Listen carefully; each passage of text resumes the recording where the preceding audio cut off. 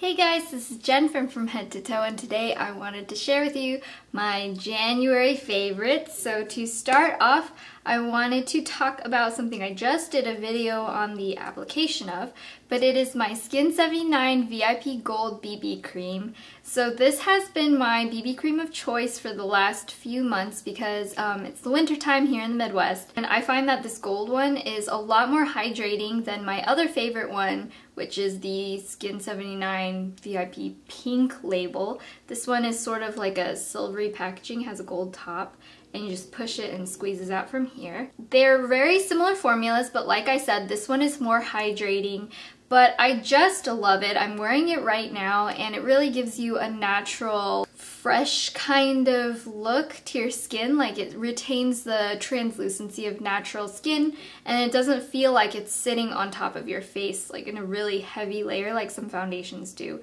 I love the feel of this. I love the finish, and it's just really easy to wear, and I feel like it's not really bad for my skin. So that's my first favorite of this month. Another favorite that I bought kind of a while ago, but I didn't really get into using until more recently. This is the L'Oreal Studio Secrets Primer, and it comes in a little pot, which that's kind of the only thing I wish it didn't do. I wish it had a little pump, because that's a bit more hygienic, but it just has this light pink, fluffy kind of formula in there, but it just goes on really, really smoothly. I think it must have a silicone base, so if you're allergic to silicone, I would kind of stay away from this. I personally really, really like it. What I've been doing is just using a little bit of dab when I'm using foundation, like not BB cream, because with BB cream that's all I use, but when I'm using really heavy foundations and I want to look really smooth on camera, I love using this right here in my T-zone, here,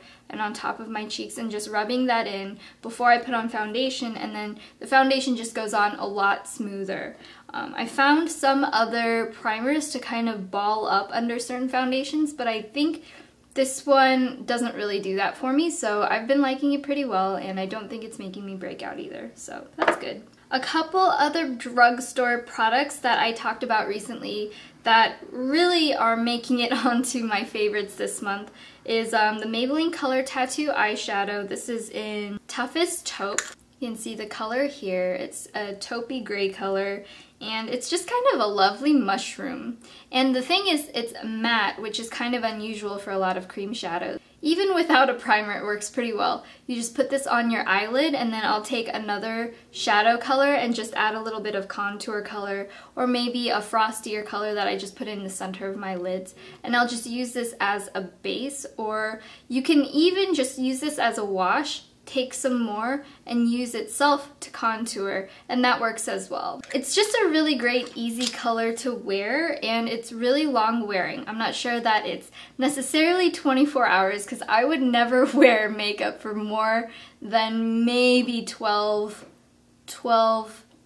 16 hours max. Definitely not 24. I would have to be awake for a really long time.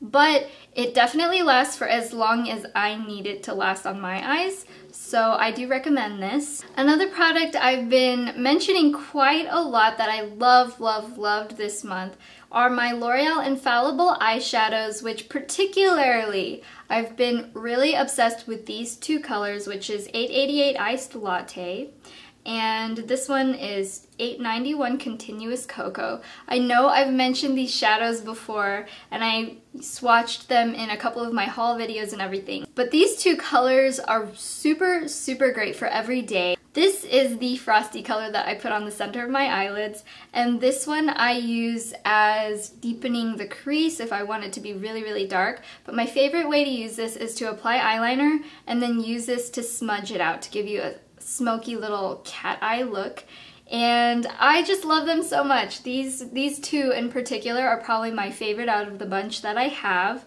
Who knows, next month it could be another two colors, but yeah. If I were to recommend any two colors from the whole line, it would be these two. Another blush that I've been using fairly often lately, just because I'm trying to wean myself off of my Tarte Amazonian Clay Blush in Exposed, is Benefit's Hervana. I'm sure you guys have heard a lot about this. This is a newish blush from Benefit that came out maybe like a month ago or so. Has a little mirror here, which I don't use at all.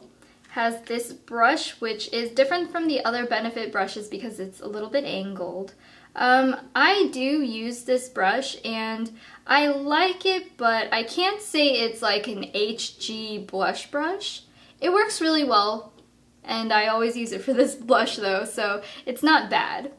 And then there's this little plastic thing which I keep on it so that the brush doesn't get all directly into the powders, but it's just swirled like this. It's quite pretty, the little pattern, and it has a matte finish. It might look slightly shimmery here, but it's not at all shimmery. It's totally matte. And I'm actually wearing it right now, so it just gives you a nice, I don't want to say baby pink, maybe a lighter pink flush, just like a matte pink flush. It's not like bronzy at all. It's very much just a true lighter pink. So it's definitely different from my exposed blush that I've been wearing every day, which is why I've been using this to switch it up. I'm really beginning to be a huge fan of matte blushes. I think they're just, it gives a really healthy looking finish without looking like you're trying too hard like a disco ball. Plus, I know everybody talks about the scent. These are lightly perfumed, and I'm really not a huge fan of a lot of scents, but this is not bad. It's very feminine, slightly floral, and a little bit, not powdery, it's like a sweet powder, like not baby powder. I can't say this is an HG just because the exposed one is still my little love baby, but I do like this quite well, and I definitely am interested in trying out more of Benefit's boxed blushes because I don't have very many. I have this, and I think I have Coral Lace, which I haven't tried yet, so have to try that one out. If you like Benefit blushes, I bet you will like this one. This is a very good blush. And I also wanted to talk about this Stila Kajal liner, and this is in the color Topaz, which is a natural beigey, tan, peachy color. Well, that's not a very accurate description at all. So I swatched it right here. As you can see, it's just a matte peachy color. And the reason I wanted to get this is to just add a little bit of brightness to my waterline on days where I just don't feel completely fresh and bright and awake.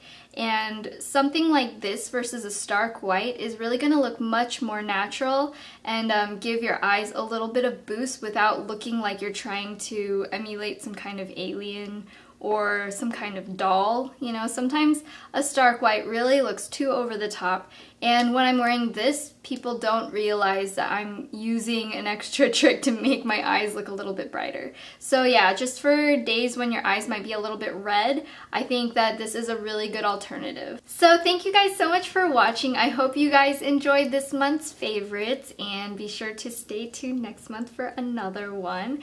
If you want any more information about everything I bought, I'll have that all listed on my blog. That's at FromHeadToToe.com. If you have any questions for me, you can always ask me on Twitter. That's twitter.com/FromHeadToToe. And if you enjoyed this, please subscribe up there and like and favorite the video down below. This is Jen, and I will talk to you guys later. Bye!